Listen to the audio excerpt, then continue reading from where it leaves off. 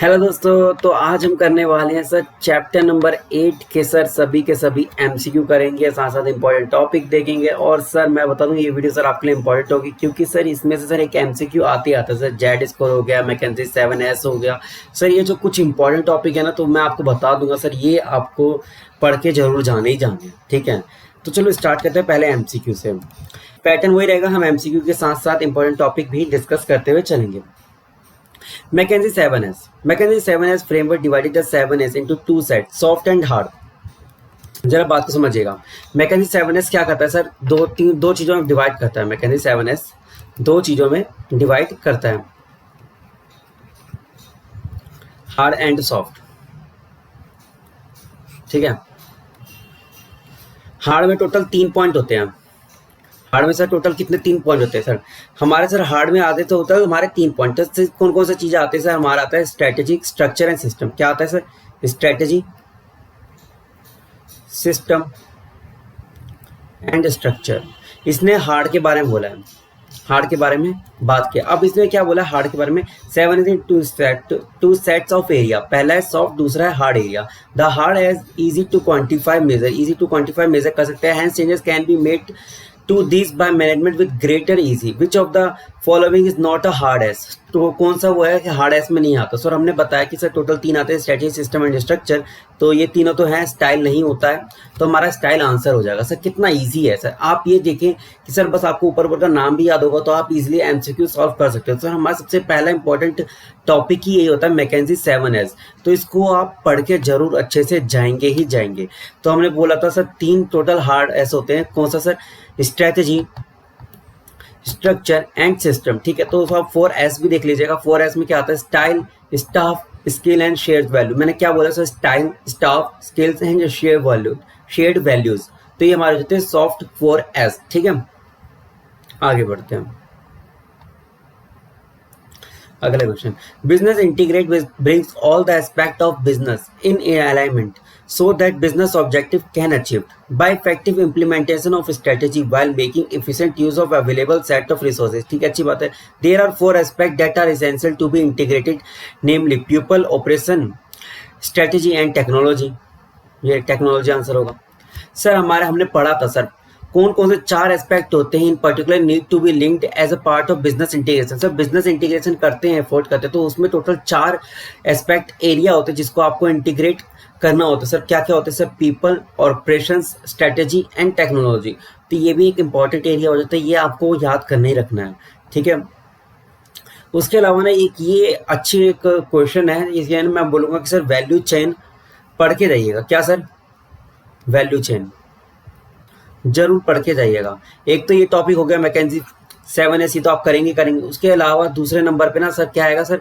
दूसरे नंबर पे एक जेड स्कोर, इसमें एक टॉपिक होता है, वो आगे आप पढ़ेंगे इसी में एमसीक्यू सीरीज में ही मैं आपको बता दूंगा। और थर्ड में सर ये वैल्यू चेन जरूर आप पढ़ के जाइएगा, उसका भी एक एमसीक्यू आने की संभावना रहती है।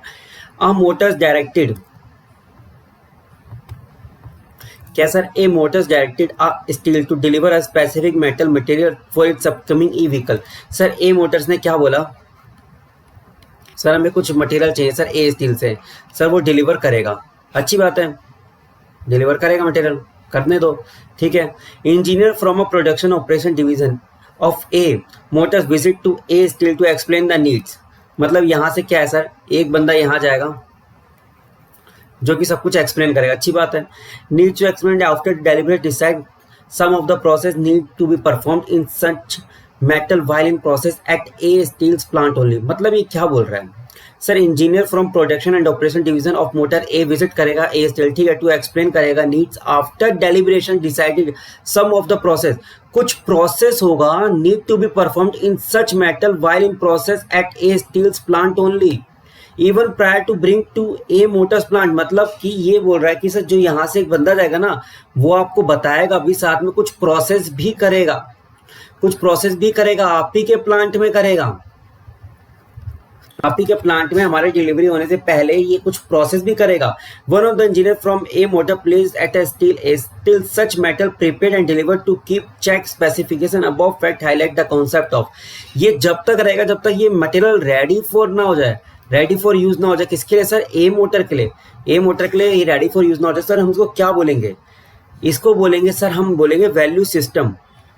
सर ध्यान से समझना, ये कॉन्सेप्ट होता क्या है, एक होता है वैल्यू चेन, एक होता है वैल्यू चेन। अगर ये सिंपल डिलीवरी दे रहा होता तो मैं बोला ठीक है सर वैल्यू चेन एनालिसिस है, ठीक है अच्छी बात है, लेकिन ये वैल्यू सिस्टम है। सर वैल्यू सिस्टम में क्या आता है, कस्टमर आता है या सप्लायर। मैंने क्या बोला, इसमें दो एस्पेक्ट होते हैं, कस्टमर को भी आप अपने वैल्यू चेन में जब इंटीग्रेट कर देते हैं, या सप्लायर को भी इंटीग्रेट कर देते हैं ना, तो इसको बोलते हैं वैल्यू सिस्टम। ठीक है, ये ना एक एक्सटेंडेड वर्जन है वैल्यू चेन का। मतलब क्या सर, ये extended the value chain encompasses the customer and the supplier because by creating extended organization dynamic and hostile environment, अपना जो ऑर्गेनाइजेशन का जो कल्चर है वो हॉस्टाइल एनवायरनमेंट उसको एक्सटेंड करा अलग लेवल पे। Now firm's value chain is connected to what porter calls a value system. एक फर्म की जो वैल्यू चेन है कनेक्टेड होते हैं उनके साथ, तो इसको पोर्टर कॉल्स करते हैं, वैल्यू सिस्टम के नाम से पुकारा जाता है। अगर ये डिलीवरी दे रहा होता तो कुछ नहीं था, लेकिन ये बंदा यहाँ जाके प्रोसेस बताता भी है, प्रोसेस प्लांट में करता भी है, उसके बाद जब रेडी फॉर यूज होता है उसके बाद ये बंदा यहाँ पे मटेरियल लेकर जाता है। मतलब अपने प्लांट में नहीं कर रहा है एक्टिविटी, वो दूसरे के जो सप्लायर्स था ना, सप्लायर जो था ना, उसके वहां पे जाके वो एक्टिविटी परफॉर्म करता है, जिसको हम वैल्यू सिस्टम का नाम देते हैं। आपको ना इतना ध्यान रखना है बस, जब भी केस स्टडी आएगा तो क्या हमारा जो बंदा हम जिसे सामान ले रहे हैं, हम उसके ही प्रोडक्शन हाउस में जाके हम खुद काम प्लांट में कर रहे हैं, और उसके बाद हम प्रोसेस वहां पे होने के बाद वो मटेरियल जब रेडी हो जाता है उसके बाद वो वापस आता है, और साथ साथ हमारा इंजीनियर भी वापस आ रहा है, तो उसको हम वैल्यू सिस्टम कहेंगे। ठीक है, आगे बढ़ते हैं। बहुत ईजी, इसको देखिए। The new appointed top brass at a Jim Jam limited give a local manager great autonomy for decision making with intent to improve performance in light of fact that company introduced a number of changes in the recent past। number of changes करें because in the past decisions are made at a corporate level, सबसे top level पे है, local manager only execute them, local manager execute करते हैं, hence despite the power vested with the local manager they did not exercise, वो उसको exercise नहीं कर पाते। the authority resulting change that they were introduced recently failed to create any yield or impact, नहीं कर पा रहे। Which one of the following element of McKinsey 7H model best explain why the change initiative have been unsuccessful at DJK company. Sir हमने sir soft skills के बारे में हमने बात करा था, और करा था हार्ड स्किल के बारे में। हमने हार्ड स्किल के बारे में हमने बात करा था, एक स्ट्रक्चर होता है हमारा, जो स्ट्रक्चर है वो एक कॉर्पोरेट लेवल पर डिसीजन लेता ही है, साथ में जो मैनेजर होता है लोकल मैनेजर को उनको भी पावर देती है, बट वो एग्जीक्यूट ही नहीं कर पा रहे हैं, क्योंकि टॉप मैनेजमेंट जो होता है कॉर्पोरेट लेवल वो क्या क्या सारा कुछ एग्जीक्यूट कर लेते हैं। उसके बाद क्या होता है, सब कुछ बताते हैं, लोकल मैनेजर को बस वो एग्जीक्यूट करना होता है। कॉर्पोरेट लेवल ने सारे के सारे डिसीजन ले लिए, बस लोकल मैनेजर को एग्जीक्यूट करना होता है। लोकल मैनेजर का और कोई काम हो ही नहीं पाता, जिसकी वजह से ग्रेट यील्ड पॉसिबल नहीं होता। ये हमारा क्या सर हार्ड एस होता है, टोटल 3, तो उसमें से एक पॉइंट होता है स्ट्रक्चर, उसके अंदर आ रहा है, पूरा स्ट्रक्चर से रिलेटेड ही बात हो रहा है। आंसर सी हो जाएगा, बहुत ईजी था। ये ऐसा था कि सर आप ना क्या करना, जैसे मैं हमेशा बोलता हूँ, यहाँ आ जाओ, ये 2 पेज की समरी नोट है, 2 पेज की कैसे समरी नोट है। जो मैंने आपको वैल्यू चेन बताया वो भी इसके अंदर है, मैकेनिक 7H जो है सब कुछ इसी के अंदर है। ये 2 पेज की समरी नोट है ना, वो जरूर पढ़ के जाइएगा। और इसके अंदर ना क्रिटिकल सक्सेस फैक्टर और की परफॉर्मेंस इंडिकेटर, ये आप अच्छे से एक बार करके जाइएगा। इसका एक क्वेश्चन है जो कि आपको इलस्ट्रेशन पे शायद मिल जाएगा, तो ये आपको जरूर करके जाना है। इसका CSF का और KPI का, इसके ऊपर भी 4 मार्क्स का MCQ देखने को मिला था, जो बच्चों का रिव्यू आया था। आ जाओ।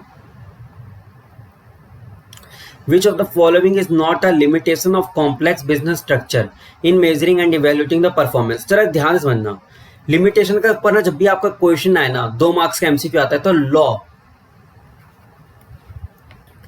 It's never a limitation, never consider as limitation. ये मैंने पहले एक चैप्टर और रिवीजन कराया था ना, उसमें भी ये MCQ आया था, और यहाँ तक कि ये तो मतलब ऐसा क्वेश्चन हो गया है कि ये मतलब आ ही रहा है। मतलब जब देखो, जब दूसरे एग्जाम में लॉ के रिलेटेड क्वेश्चन आ रहा है, आपसे लिमिटेशन पूछ लिया जाती है, उससे लॉ से रिलेटेड पॉइंट होता है, आपको उसको टिक करके आना, वो लिमिटेशन का पार्ट नहीं माना जाता, क्योंकि सर लॉ एक ना कंपलसरी ऑब्लिगेशन होता है जो फॉलो करना होता है। फॉलो नहीं करते तो आपको दंड मिलता है। अच्छे से बिजनेस एथिक्स को फॉलो करके ही बिजनेस होता है। अब कल को आप ये बोल दो कि सर बिजनेस एथिक्स भी सर बहुत कॉम्प्लिकेटेड चीज होता है, हम क्यों पैसे वेस्ट करें। आपको पता है सर एथिकल रहना बहुत जरूरी होता है, वैसे ही लॉफुल रहना ही बहुत जरूरी होता है, इसेंशियल एक्टिविटी है ये। ठीक है, तो इसको लिमिटेशन की तरह कंसीडर नहीं कर सकते, जो इसेंशियल है उसको लिमिटेशन की तरह कंसीडर नहीं कर सकते। ठीक है, तो लीगल एस्पेक्ट आंसर हो जाएगा। अच्छा, which among the following is not a category of control mechanism that can be used as a part of management control system? कौन सा मैनेजमेंट कंट्रोल सिस्टम का पार्ट नहीं होता सर? Physical control. ठीक है, टोटल 3 बोर्ड कैटेगरीज है, 3 broad categories है जिसके अंदर कंट्रोल आता है मैनेजमेंट कंट्रोल का। क्या क्या sir? Behavioural control, personal control, cultural control. Sir क्या बोला? Behavioural control, personal and cultural control and reporting control. कौन से sir? Behavioural control, personal and cultural control and reporting control. इनके बारे में एक एक लाइन का ऊपर आप पढ़ लीजिएगा, याद से पूछा जा सकता है, वैसे ये ब्रॉड लेवल पे पूछा जाता है, तो आपको हमेशा पता होना चाहिए sir physical control is not a part consider as a management control. ठीक है, अगला आ जाता है sir Z score. Z score total ना सर हमारे 3 मतलब डायमेंशन में डिवाइडेड हो रखे हैं सर। कौन कौन सा? Z based upon the Z score the comprise are classified into 3 different discriminations. Total 3 zone में हमारे डिवाइड हो रखे हैं सर। कौन कौन से में हो रखा है जेड स्कोर? ये आपको पता होना चाहिए, ये तो क्वेश्चन आ ही रहा है जेड स्कोर से रिलेटेड। अगर आप बोलोगे तो इसके ऊपर एक पूरी की पूरी मैं वीडियो बना दूंगा। डिस्ट्रेस, ग्रे और कौन सा था? सेफ। ठीक है, टोटल ये 3 एरिया में डिवाइड होता है, डिस्ट्रेस, ग्रे एंड सेफ। ठीक है, तो हमारा आंसर होगा जिसमें जेड स्कोर नहीं आता वो है वार्निंग। ठीक है, अब डिस्ट्रेस का मीनिंग क्या होता है ध्यान से सुना। Companies are in danger and possibly heading toward a bankruptcy. जब सबसे ज्यादा मतलब कठिनाई है, जब पंगाल हो रही है, खत्म होने वाली है, टाटा बाय बाय अलविदा होने वाले हैं ना, तो उसको हम डिस्ट्रेस का नाम लेते हैं। जबकि ग्रे में क्या होता है sir? Critical success factor and KPI, उनको फर्दर इन्वेस्टिगेशन की रिक्वायर होती है। सेफ में क्या होगा? Company financially sound. Company financial sound है तो हम उसको सेफ में रखते हैं। फर्दर ग्रे में हम जाते हैं, ग्रे में जाने के बाद क्रिटिकल सक्सेस फैक्टर और की परफॉर्मेंस इंडिकेटर को हम इन्वेस्टिगेट करते हैं कहीं कोई दिक्कत तो नहीं है। और डिस्ट्रेस तो मतलब अब टाटा बाय बाय अलविदा हो गए हो, खत्म हो गए हो, बैंकरप्सी में आ चुके हो। ठीक है, तो हमको उसको डिस्ट्रेस कहते हैं। ठीक है, तो हमारा आंसर हो जाएगा वार्निंग। जैसे मैं हमेशा ना आपको हर लेक्चर में बोल रहा हूँ, बेटा क्लास पे पैसे वेस्ट मत करना।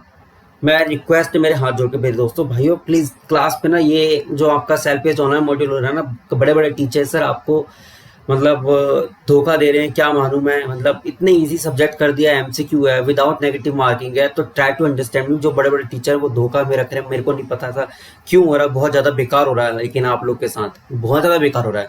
मतलब 4-4 5-5 हजार रुपए की क्लासेस देखी जाए जिसका कोई लॉजिक नहीं है। बच्चे बिना पढ़े जा जाके 60-60 77 मार्क्स ला रहे हैं। लिटरली बता रहा हूँ, आप मेरा कमेंट सेक्शन किसी भी पुराने वीडियो में देख लेना सर, बच्चों का आपको कमेंट मिल जाएगा सर मेरे 66 मार्क्स आए हैं, 70 मार्क्स आए हैं, ऐसे से आपको कमेंट मिल सकते हैं कई सारे। ठीक है, तो आपको मैं यही बात कर रहा हूँ कि सर आप अपना चैनल को सब्सक्राइब करके रखो और ना जितना मैं बता रहा हूँ बस उतना पढ़ के जाओ। लिटरली बता रहा हूँ आपको, इजीली आप इस पेपर को क्रैक कर लेंगे। ठीक है, Sky Way Airlines Limited an international carrier took series a loan of finance. तो उन्होंने कई सारे फाइनेंस लोन ले रखे थे, the merger and acquisition deals, but now observing the working capital crisis. अब वर्किंग कैपिटल क्राइसिस हो रहा है, तो CEO of SAL in response to a question at a recent pass conference reported the Z score of 1.6, assure the investor as well the stockholder that things are under control, in which the following zones you place the SAL। अब इसना आपको बताया sir Z score sir हमें दे रखा है sir 1.6, तो इसको कौन से एरिया में रखा जाएगा सर? जेड स्कोर दिया गया कितना सर?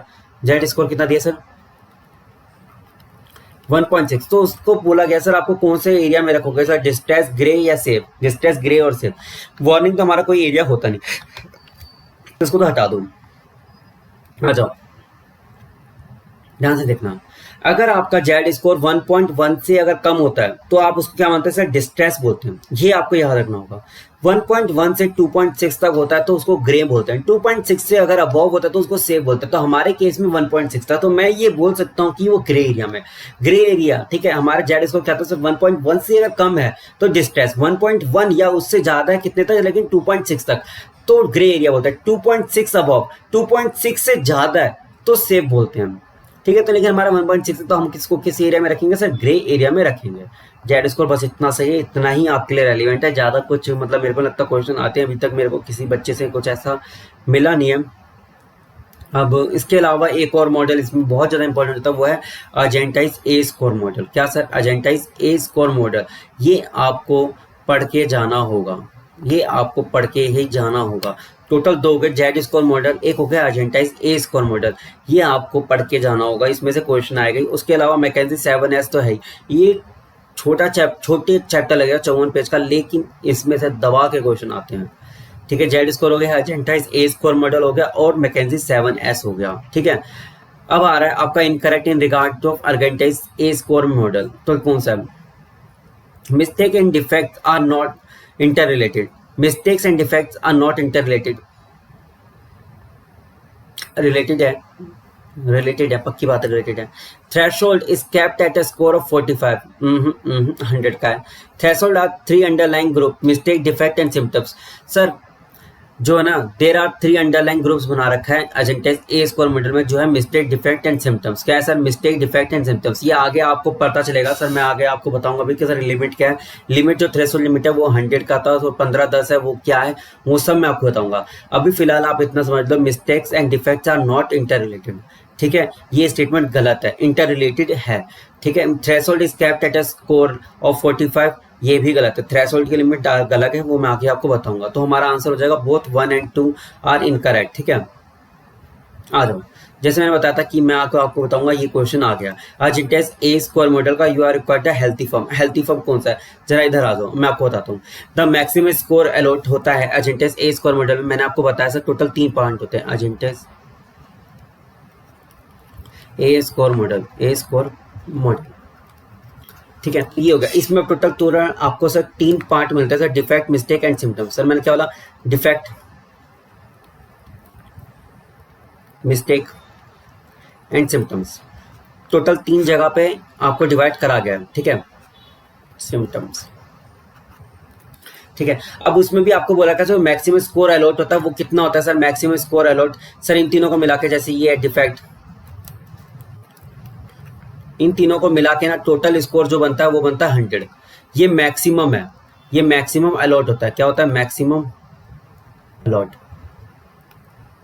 ठीक है, मैक्सिमम अलॉट होता है 100, लेकिन जो हेल्थी फॉर्म का होता है तो वो कितना माना जाता है, वो माना जाता है 25। लेकिन किसका 25, किस को हम 25 देना होगा, देखो defect 10 and 15, maximum acceptable score for defect and mistakes. कितना है, डिफेक्ट का कितना है सर हमारा 10, इसका 10 है, इसका है 15। ठीक है, तो टोटल हमारा कितना होता है 25, ये हो गया 25। अब मेरा क्वेश्चन ये है, ठीक है 25 हमारा हो गया। अगर मेरा क्वेश्चन ये है, और एमसीक्यू पॉइंट के लिए अब आ जाओ, एमसीक्यू पॉइंट आपका यहां से शुरू होता है। अर्जेंटाइज ए स्कोर मॉडल ने 3 एरिया में डिवाइड करा। ठीक है, पहला था defect, mistake and symptoms. Defect में आपका जो मैक्सिमम जो स्कोर है वो 10, मिस्टेक में है 15, एग्रीगेट मिला के अगर 25 है तो आप ठीक है, आप सेफ जोन में, आपको माना जाएगा हेल्थी फॉर्म। सिम्टम्स में लेकिन अगर एक भी अगर आपका आ जाता है तो आपको क्या कंसिडर करा जाएगा, गलत, गंदी निगाहों से देखा जाएगा।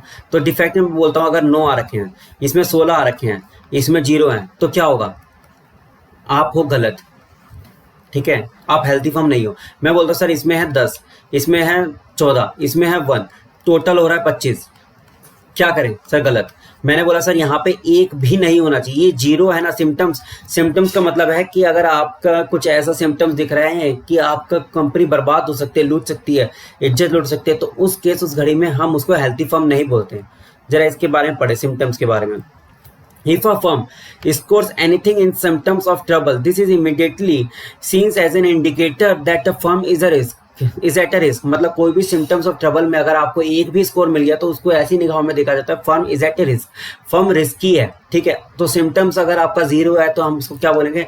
अब बाकी 2 कंडीशन चेक करो। सर क्या है सर, सिम्टम्स अगर आपका 0 है तो बाकी 2 कंडीशन चेक करो, अदरवाइज उसको क्या बोल देंगे हम कि फर्म रिस्की है। मैंने क्या बोला, सिम्टम्स में अगर एक भी स्कोर दे रखा है तो हम उसको क्या बोल देंगे, रिस्की कंसिडर कर देंगे। तो हमारे सिम्टम्स, जरा पहले कॉलम देखो, सिम्टम्स में कहाँ आपको एक से ज्यादा मिल रहा है। पहले वाले फॉर्म में आपको एक से ज्यादा मिल रहा है, बाकी 0 है। तो पहली फॉर्म को मैं ये बोल सकता हूँ कि ये क्या है, ये आपका गलत है। गलत बोले तो इन द सेंस रिस्की है। ठीक है, सेकंड में आओ, हमें 25 होना चाहिए, डिफेक्ट में टोटल 10, मिस्टेक में मैक्सिमम 15, तो मैं बोल सकता हूँ ये सेफ है अभी तक। थर्ड, डिफेक्ट में 10, मिस्टेक में मैक्सिमम 15, सिम्टम्स में 0 है, ठीक है, ये अच्छी बात। डिफेक्ट 15 दे रखे, इसमें 0 है, 25 से कम है लेकिन डिफेक्ट में 10 से ज्यादा है। मैंने कहा 25 से कम है लेकिन डिफेक्ट में तो 10 से ज्यादा है, तो ये आपकी रिस्की फर्म हो जाती है। मिस्टेक में 30 का स्कोर दे रखा है, इसका मतलब ये 15 से ज्यादा है, तो इसका मतलब ये रिस्की है। हमारे total two and third, second and third firm ही हमारी अनरिस्की है। ठीक है, हेल्थी फर्म कंसिडर कर जाते, तो हमारा आंसर क्या हो जाएगा, second and third. Only firm second and third ही हमारा आंसर होगा। आ जाओ, consider the following categories of performance measure. Performance measure, profitability measure, customer satisfaction measure, efficiency, quality and time measure, innovation. A cruise line operates a national scale in a very competitive market. In a view of information, which measure should be the company use in the evaluation of its manager? Sir चारों, profitability तो basic goal है, customer satisfaction के बिना तो आपकी company चलेगी नहीं, efficiency, quality and time measure तो हम ओई मॉडल में हम देखते हैं, ओवरऑल इक्विपमेंट इफेक्टिवनेस मॉडल में देखते हैं। इनोवेशन मेजर, आज के डेट में इनोवेशन करना बहुत ज़्यादा ही इंसेंसिबल हो जाता है, वरना नोकिया जैसा हाल हो जाता है। इसलिए अब से इनोवेशन को भी ना इवैल्यूएशन के कैटेगरी में रखा जाता है, और मैनेजर का जब भी हम इवैल्यूएशन करते हैं तो हमें इनोवेशन मेजर्स की भी रखते हैं कि क्या मैनेजर अपने आप को टाइम टू टाइम इंडस्ट्री के अकॉर्डिंग बदल रहा है, नहीं बदल रहा, ये जानना भी बहुत जरूरी है। इसलिए इनोवेशन मेजर्स को भी आज के डेट में इवैल्यूएशन ऑफ इट्स मैनेजर के रखा जाता है। जब भी हम इवैल्यूएट करते हैं मैनेजर को, तो हमें इनोवेशन मेजर्स भी रखना होगा कि टाइम टू टाइम मैनेजर भी चेंज हो रहा है, नहीं हो रहा, इवैल्यूएट हो रहा है, नहीं हो रहा। आ जाओ, तो इसी के साथ सर आपका ना, इसी के साथ आपके सारे एमसीक्यू तो कंप्लीट हो गए, और जो जो मैंने आपको बताया ना ये आप कर लेना। ठीक है, ये जो मैंने बताया पहले समरी में परफॉर्मेंस, बिजनेस इंटीग्रेशन, ये सब मैंने जो बताया था ये सब तो आपका उसमें समरी में से हो ही गया। इसमें से मतलब 3-4 मार्क्स का तो आराम से, 4 मार्क्स का तो इजीली आपका हो ही जाएगा। जो अर्जेंटी से ए स्क्वायर मॉडल था मैंने आपको बता दिया कैसे आपको फाइंड आउट करना है। ठीक है, तो उसकी जरूरत नहीं पड़ेगी। जेड स्क्वायर मॉडल में मैंने आपको लिमिट के बारे में बता दिया, वैकेंसी 7S के बारे में मैंने आपको बता दिया, तो अब आपका कुछ बचा नहीं, आप बस समरी से आप डिटेल्स में पढ़ लीजिए, और जो इंपॉर्टेंट जो 3 एरियाज थे अगर आपको डिटेल में पढ़ना हो तो पढ़ लीजिएगा। इसके अलावा मैंने आपको एक क्वेश्चन बताता CSI और KPI से रिलेटेड ना एक इलस्ट्रेशन आपको या तो एग्जाम्पल दे रखा होगा, आप पढ़ना चाहे तो एक बार प्लीज आप पढ़ लीजिएगा। उसमें भी 4 मार्क्स का 2 मार्क्स का MCQ देखने को मिल गया था कई बच्चों को, और कई बच्चों को नहीं आया तो किस्मत बहुत अच्छी थी। और एक और चीज मैं आपको बताऊं, रिक्वेस्ट है आपके इंपॉर्टेंट के लिए, आपके फायदे के लिए, कि आप कोई क्लास ना ले और चैनल को प्लीज सब्सक्राइब करें। और अब मिलते हैं अगले वीडियो में। अगर कोई डिटेल वीडियो चाहिए किसी कॉन्सेप्ट के ऊपर तो नीचे कमेंट सेक्शन में जरूर बताइएगा। ठीक है, और अपने दोस्तों के साथ शेयर जरूर कीजिए। Thank you.